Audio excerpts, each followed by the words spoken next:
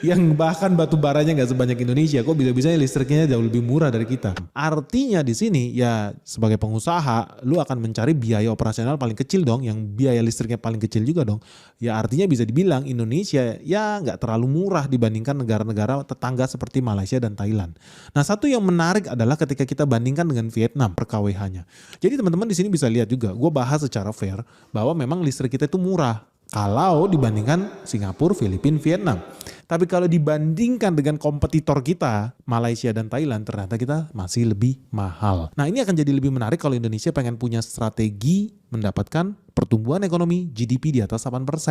Salah satu komponen yang paling penting selain memberantas ormas ya dan korupsi di Indonesia, komponen yang paling penting adalah biaya energinya harus ditekan supaya makin seksi buat berbisnis di Indonesia. Alangkah sangat konyol negara seperti Thailand, negara seperti Malaysia yang bahkan batu baranya nggak sebanyak Indonesia, kok bisa-bisanya listriknya jauh lebih murah dari kita. Kalau kita bisa punya listrik yang harganya lebih murah dibandingkan Malaysia, Thailand dan sebagainya, jangan heran akan makin semangat perusahaan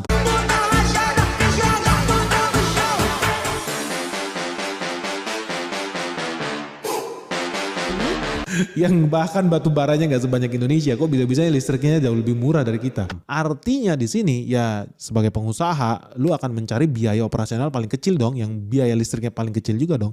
Ya artinya bisa dibilang Indonesia ya nggak terlalu murah dibandingkan negara-negara tetangga seperti Malaysia dan Thailand.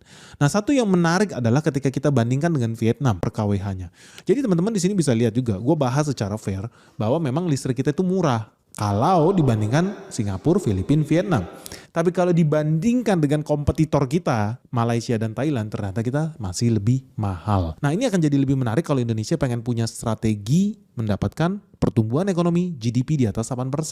Salah satu komponen yang paling penting selain memberantas ormas ya dan korupsi di Indonesia, komponen yang paling penting adalah biaya energinya harus ditekan supaya makin seksi buat berbisnis di Indonesia. Alangkah sangat konyol negara seperti Thailand, negara seperti Malaysia yang bahkan batu baranya nggak sebanyak Indonesia, kok bisa-bisanya listriknya jauh lebih murah dari kita. Kalau kita bisa punya listrik yang harganya lebih murah dibandingkan Malaysia, Thailand dan sebagainya, jangan heran akan makin semangat perusahaan-perusahaan investor buat bangun pabrik di Indonesia. Nah teman-teman setuju nggak?